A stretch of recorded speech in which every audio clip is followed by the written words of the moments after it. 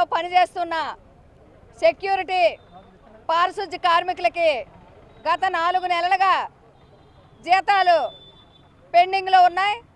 ఆ జీతాలు ఇమ్మని చెప్పి అనేక చోట్లకి కార్మికులు తిరిగారు, వినతులు సమర్పించుకున్నారు. అదేవిధంగా అధికారుల దృష్టికి తీసుకెళ్లారు. ఈరోజు కూడా కాంట్రాక్టులు ఎవరు స్పందించలేదు. కనీసం మీ బాధ ఏమిటి, మీరు ఎందుకోసం మాకు దరఖాస్తు పెట్టారనేది కూడా కనీసం పట్టించుకోవట్లేదు.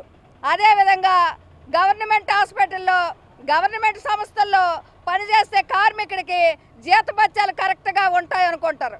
కానీ 4 నెలలుగా కాంట్రాక్టర్లు, Karthikeya contract, crystal integrate contractor వీళ్ళిద్దరూ ఏకమయ్యి కార్మికుల జీతాలతో, కార్మికులు జీవితాలతో చెలగాటాలాడుతున్నారు. ఈ చెలగాటాలకి అంతం పలకాలని చెప్పి ఈరోజు శ్రీకాకుళం జిల్లా రిమ్స్ హాస్పిటల్ ఆవరణంలో నిరాహార దీక్షకి మామూలుగా రిలే నిరాహార దీక్షకి ఈరోజు పూనుకుంటున్నాం. ఎందుకంటే రాష్ట్ర ప్రభుత్వమే కనీస వేతనము ఇవ్వాలని చెప్పి జీవో 138 విడుదల చేసింది. కానీ కార్మికులు ఎవరు కూడా గొంతమ్మ కోరికలు కోరలేదు.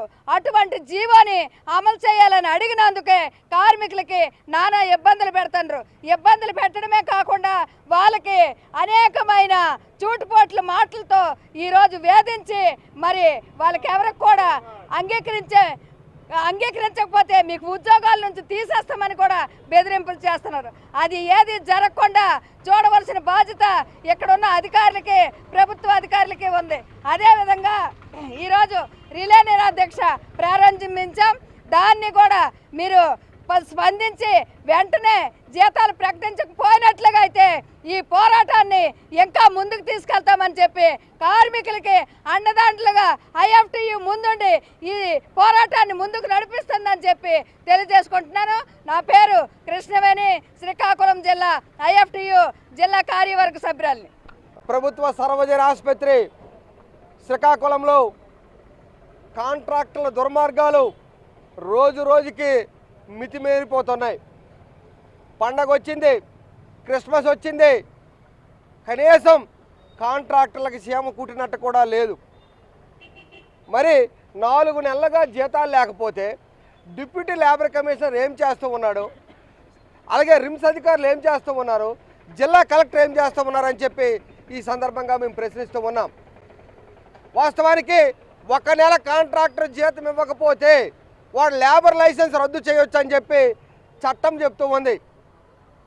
మరి డిప్యూటీ లేబర్ కమిషనరు యాజమాన్యం పక్షాన ఎందుకు కొమ్ము కాస్తూ ఉన్నారు? తక్షణమే వాళ్ళ లేబర్ లైసెన్స్ రద్దు చేయాలి. శ్రీ కార్తికేయ సెక్యూరిటీ ఏజెన్సీ మీద క్రిమినల్ కేసులు కూడా నమోదు చేసి ఆ కేసులు కూడా సిఫారసులు చేయాలని చెప్పేసి మేము డిమాండ్ చేస్తూ ఉన్నాం. ప్రభుత్వం స్పష్టంగా 138 జీవో ప్రకారం 18,600 రూపాయలు వేతనం ఇవ్వాలని చెప్పి చెప్పింది. జీవోని తూచా తప్పకుండా అమలు చేయవలసిన బాధ్యత రిమ్స్ అధికారులది. చేయకుండా ప్రతి నెల 96% పెర్ఫార్మెన్స్ ఇస్తూ ఉన్నారు. సోకజ్ నోటీస్ ఇచ్చారు, రాలేదు. కానీ క్రిమినల్ కేసులకు ఎందుకు మీరు పూనుకోవడం లేదు? తక్షణమే జిల్లా కలెక్టర్ గారు జోక్యం చేసుకోవాలి. ఎందుకంటే అభివృద్ధి కమిటీ చైర్మన్గా కలెక్టర్ గారు ఉన్నారు కాబట్టి బాధ్యత తీసుకొని ఈ సమస్యని పరిష్కారం చేయాలి. ఎప్పటికైనా శ్రీ కార్తికేయ సెక్యూరిటీ ఏజెన్సీ వాళ్ళు, క్రిస్టల్ ఇంటిగ్రేటెడ్ సర్వీస్ వాళ్ళు కార్మికులతో చర్చలు జరపాలి. చర్చలు జరిపి సమస్య పరిష్కారానికి చొరవ చూపాలని, లేని పక్షంలో ఐఎఫ్టియుగా ఈ పోరాటాన్ని మరింత తీవ్రతరం చేస్తామని చెప్పి హెచ్చరిస్తూ ఉన్నాం.